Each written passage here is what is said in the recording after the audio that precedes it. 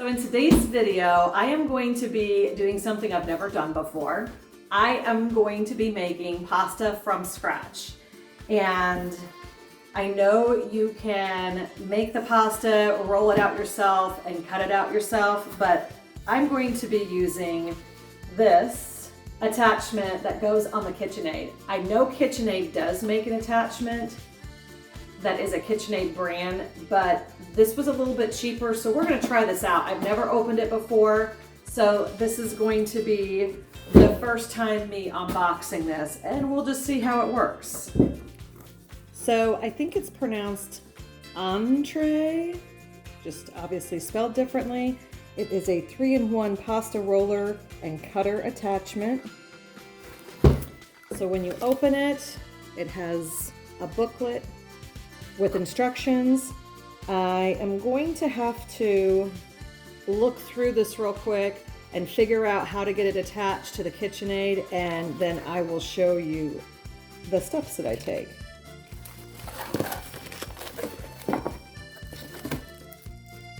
So in this box, it's actually a pretty heavy duty unit, and it's got the dial with the numbers on it. Oh, okay, so you pull it out and twist. 8 will be the thinnest, 1 will be the thickest. That will be the first one that we run the dough through. So it comes with this, which is a cleaning brush. And it comes with this, which is the thumb screw. The thumb screw holds the attachments onto your stand mixer. And it explicitly states, do not immerse the attachments in water or other liquid, and do not wash in the dishwasher. So before we get everything attached to the KitchenAid to make the pasta, we're going to go ahead and make the pasta dough first. I will go ahead and include the recipe down below. I am doubling the recipe. So I have flour, eggs, water, salt, and some olive oil here. First, I'm going to take the salt and I'm just going to mix that in with my flour. Kind of whisk that together to get it all incorporated. Next, I'm going to take a sip of my mimosa, because you got to drink a little something something when you're making some Italian food.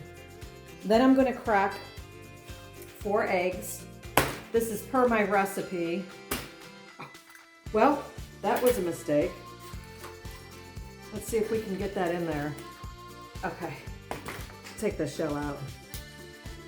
We don't want shells. We don't want crunchy noodles. So I'll get the 4 eggs in here. These are from my ladies. Todd's garlic is done roasting in the oven. He's going to be making an amazing garlic dip. Actually, what is it? It's more of a garlic spread. So I have the 4 eggs in here. I'm going to add the water and the olive oil. I'm going to whisk this together. I know I've seen several videos where people start out with the dough right on their counter and they make a well and they're cracking their eggs and they're doing all that stuff, but I think this is just going to be easier for me to do it this way. And if you've watched me make anything else in the kitchen, I explained to you how I save my eggshells for my garden. And I could also feed them back to my chickens because there's calcium in here. Calcium's excellent for the chickens to eat to help get harder eggshells.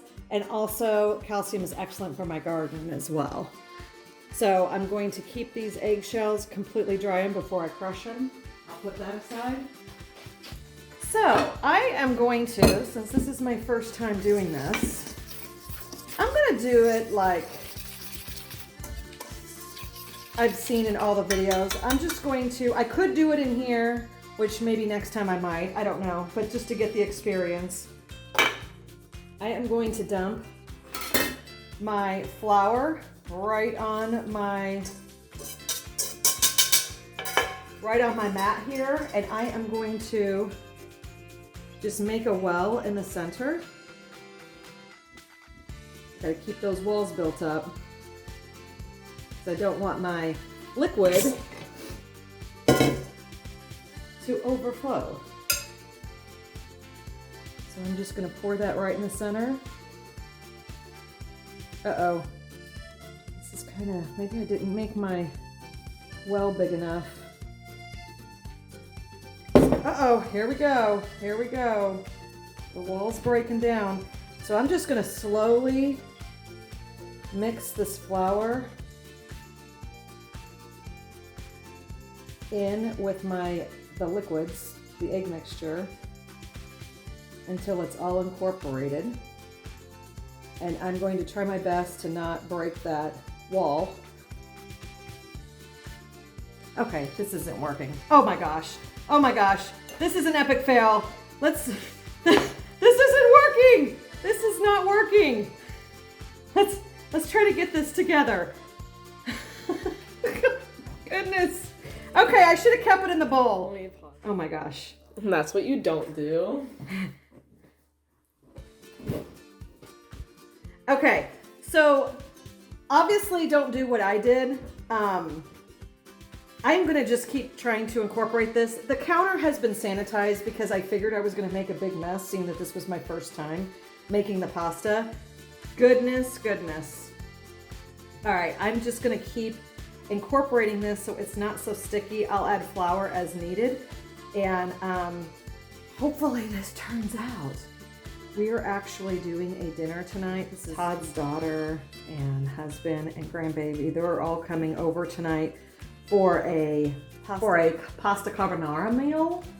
And I told Todd I would make the pasta from scratch. And I gave him my word that I would produce something that was good. So yeah, I'm not gonna give up on this. So I am just going to get this all incorporated before I start kneading this dough. Okay, I think I'm gonna have to take my sweater off because I'm really gonna have to get into really working this dough. But I might have to add a little bit more liquid because this feels like it's probably too dry, maybe. Okay, so I'm just gonna start kneading, and I have a feeling I'm gonna have to add a little bit more liquid to this because it seems very dry. Now, I do have experience making bread, some experience. I've been making bread for the last, handful of years from scratch. But this is my first time, like I said, making the pasta. As you could tell, I'm very inexperienced at this, but I am out to prove that pasta is not impossible to make. This could be an epic fail. We will see. But I have faith that I can do this. Liquid in here. Just do a little bit at a time. It can't be that hard. If I can make bread, surely I can make pasta, right? I was gonna actually quadruple this recipe because this is a doubled recipe. I was gonna quadruple the recipe, but I'm glad I didn't because I can't even imagine how much work that would have been, because this is already big enough and pretty firm dough. So I'm gonna continue kneading this dough, probably for about close to 10 minutes or so. See, it's about 1:45 right now, because I need to knead this dough until it is soft, because we got to get that gluten going in here, and it needs to be soft yet pliable but not sticky. These are all the buzzwords that I've been seeing repeated in the videos that I've been watching on how to make pasta. So I'm going to continue kneading this dough and I'll be right back. I'm not going to lie, that was a little bit of work. It felt like it was more work than my kneading of dough for bread.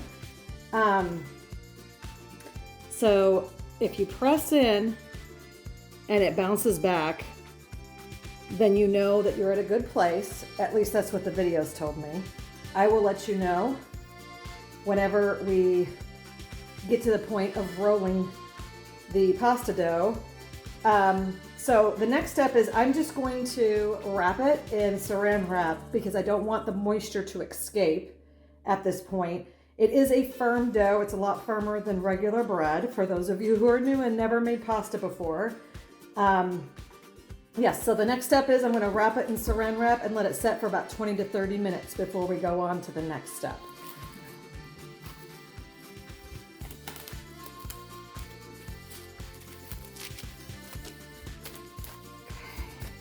So now that's ready to rest. So while the dough is resting, I'm going to go ahead and try to get this KitchenAid set up with this new attachment. So the nice thing about this is it's got a roller setting chart that would be ideal as to where you need to leave it off as to the last setting to get that perfect pasta depending on what you're making. So today we're going to be making it looks like 4 or 5 for the lasagna noodles, fettuccine, spaghetti, and ravioli. My goal is to make fettuccine. So let's go ahead and try to get this set up where this attachment is successfully placed. Okay, so according to the directions, the first step is to use this knob to unscrew and take this piece off. Then to attach, I am going to place it in the hole so that it matches up with there we go. It matches up so it's locked into place. I'm using the thumb screw to hold it into place, and I'm assuming the reason why they included this is because this is shorter and the distance between where the shaft inserts to the outside, it's a perfect placement, and this seems to be very solid in. So that was easy enough. We are going to start with the one that is the thickest point, and I'm going to continue thinning the dough until it gets to about a 4 or a 5, maybe even a 6, but we'll see it as we go through the process. Okay, so the next step, our dough is now rested. I am just going to place this. Okay, so to describe it, it feels a little moist. Oh, it springs back nicely. Okay, so I'm just gonna kind of get a little bit of flour on here. Now this is only going off of everything that I've seen in videos. Hopefully I remember correctly. I'm just gonna take my scraper here and cut it in half. And then I'm going to cut it in half again. And actually, I think I might cut it in half again. Because I don't want too much dough going through this, especially since this is my first time and you saw the epic fail with my well breaking. Okay, so I'm going to set those aside. Now, I am going to just kind of flatten this out to get it kind of thin so I can get it through my first round of thinning out the dough. So now one of the things that the videos have shown is make sure it is not sticky at all, because if it's sticky, it's going to get stuck inside your rollers. So I'm not sure how thin you have to have it, but we'll test it with that. That might be too thick.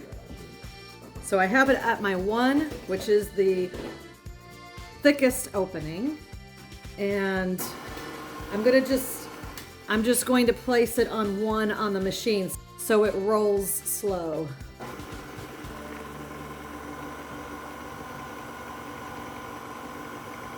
So that appears to be okay with that thickness.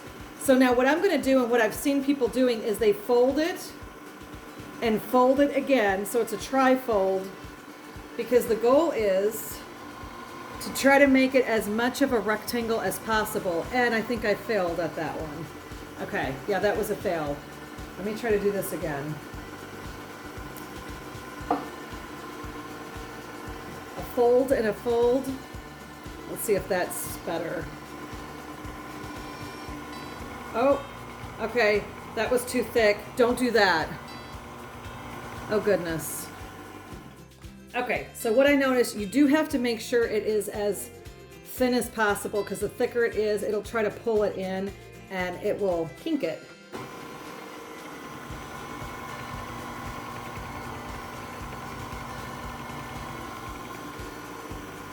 Okay, so I'm gonna do it again.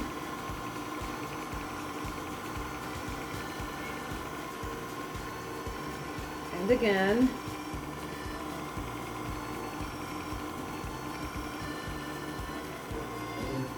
And again, and I'm trying to get it as much in the center as possible, because if it gets too close to the edge, it will kink it. Okay, I'm gonna do it one more time.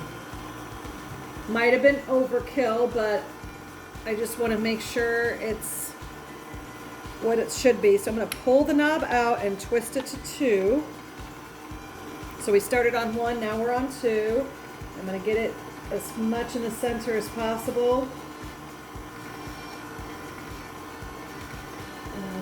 Run that through a couple different times. Just make sure you don't get your fingers in the pinch point there. Awesome.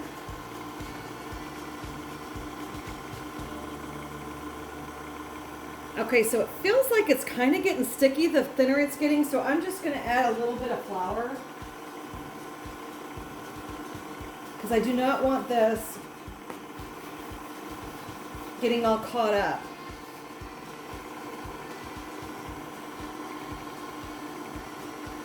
I don't want this getting all caught up and all sticky and messed up inside the rollers. All right, now I'm going to do 3.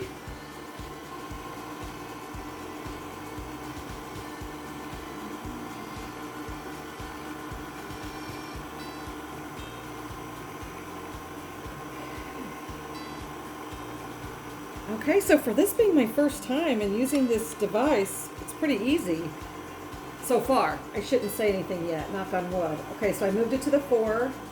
I'm trying to get it as much in the center as possible.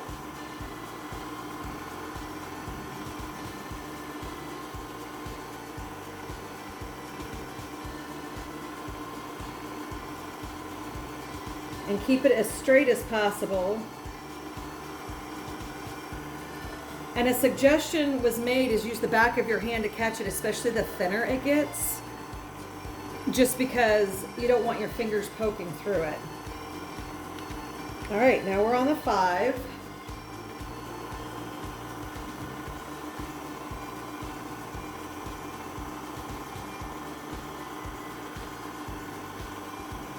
Now you can certainly roll this out yourself and do the cutting and everything yourself with a regular roller. You don't need an attachment.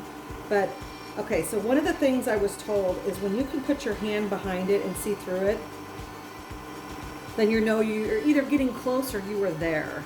And I can see the shadow behind. So see, so we're at the 5. Let's try the 6. I'm just curious to see how thin the 6 is.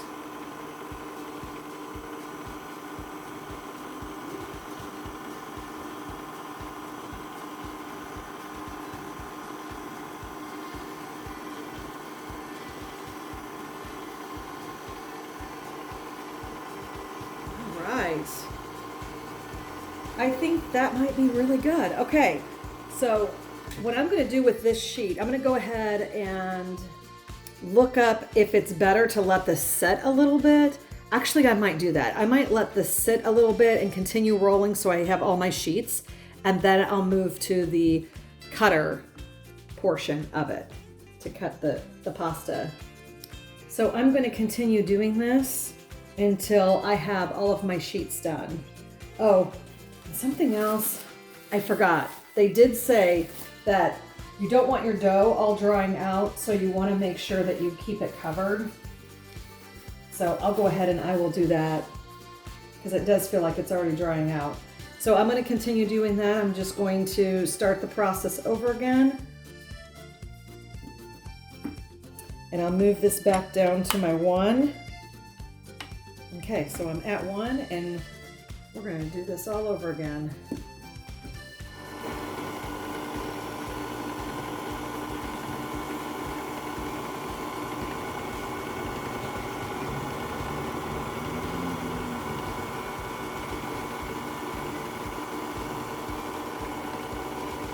Okay, so I'm going to fold it in thirds to try to get my rectangle shape going.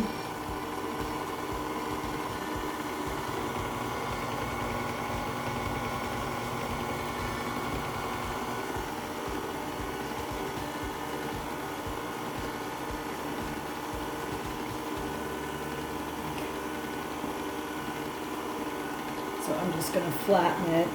So I'm trying to make it as much of a rectangle as possible and thin enough so it will fit in here.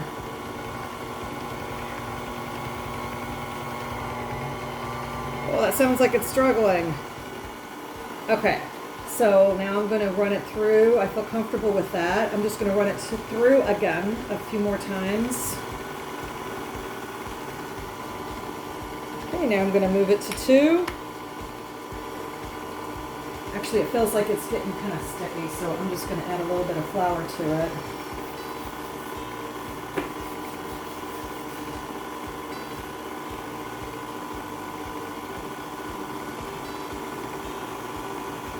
So we're on the 2.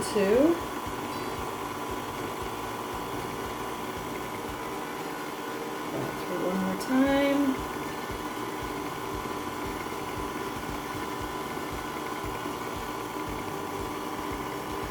Oh, this is beautiful. I am loving this tool.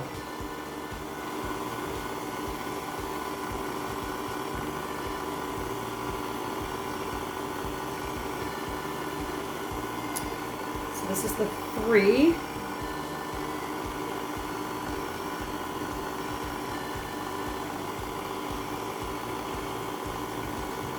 So I would definitely say cut this in 8 different pieces with the recipe that I used. This is the 4.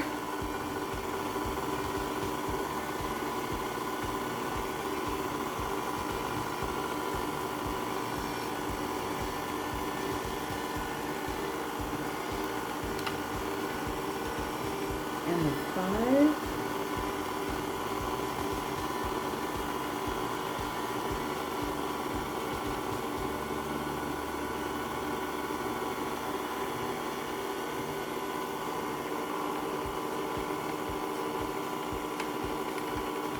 And the 6.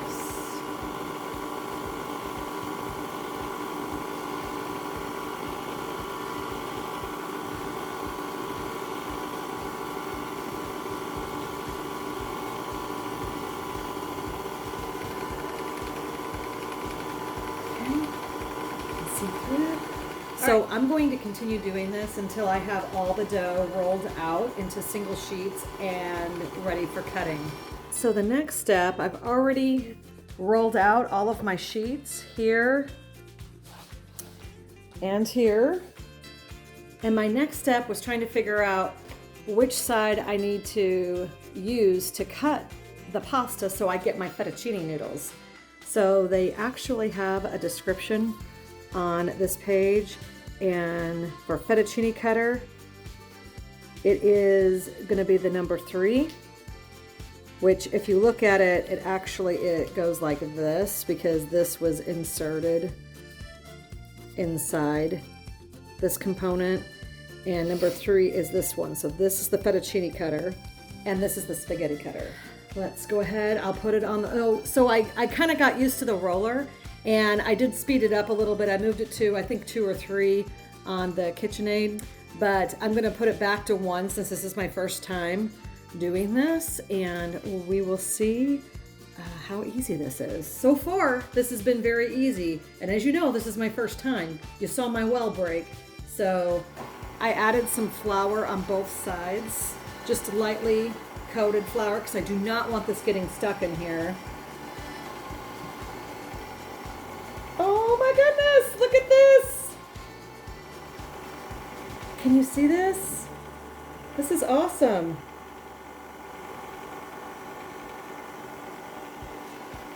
Okay, so I dropped a couple, that's okay.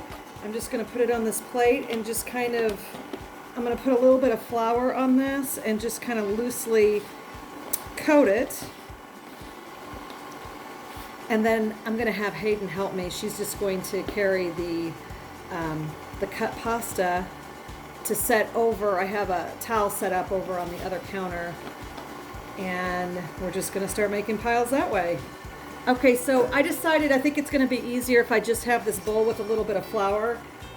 I'm gonna lightly coat this one because it felt a little damp. So now I'm gonna run this through.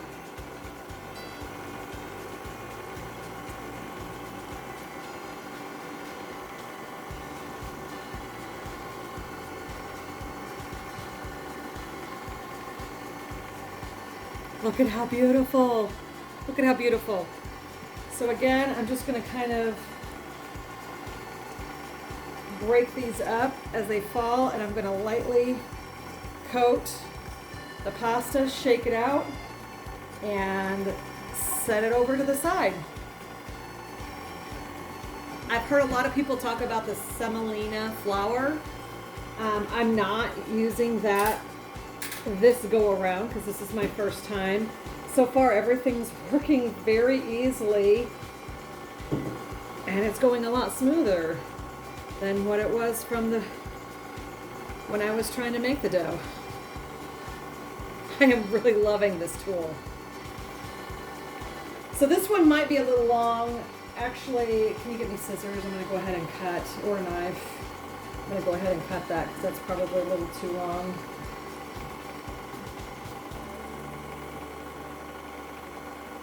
Let's see if I can do it in half.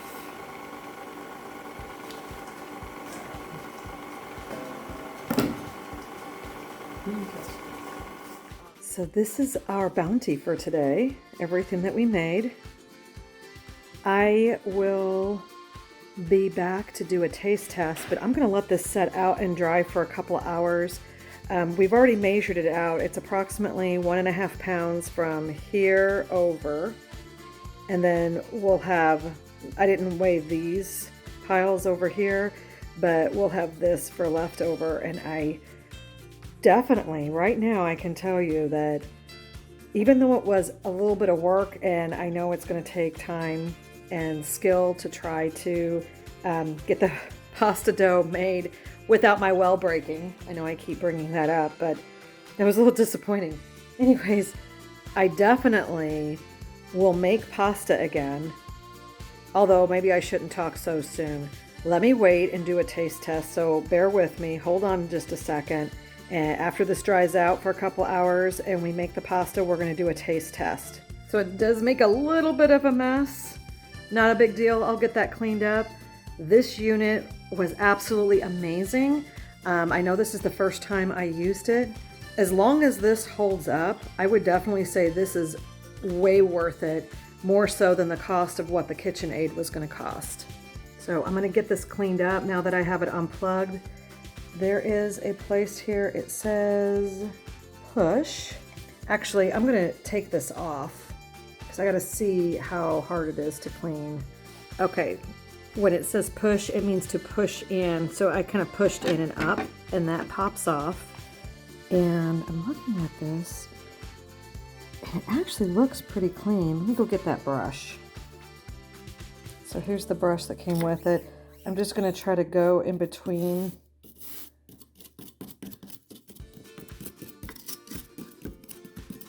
because these are the two that I used. I should have used this one just to see what it looked like, but maybe next time I make pasta, I'll make extra batches and I'll probably do some spaghetti, but I do like the idea of the fettuccine. So I just flipped this over. So it looks like it's pretty clean. I made sure the pasta was dry enough so that it wouldn't get gunk on the inside. So let me go ahead and put this back on. All right. So that's popped back on, and I can now put this away for storage until next time. Oh, and real quick, before we do the taste test, after this dries for about an hour, I will pop it in the fridge. Same with these until I figure out what I'm going to do for long-term storage. I might pop these maybe in the freezer, these 4 piles over here that are the extra. So I'll be back shortly to do the taste test. Moment of truth.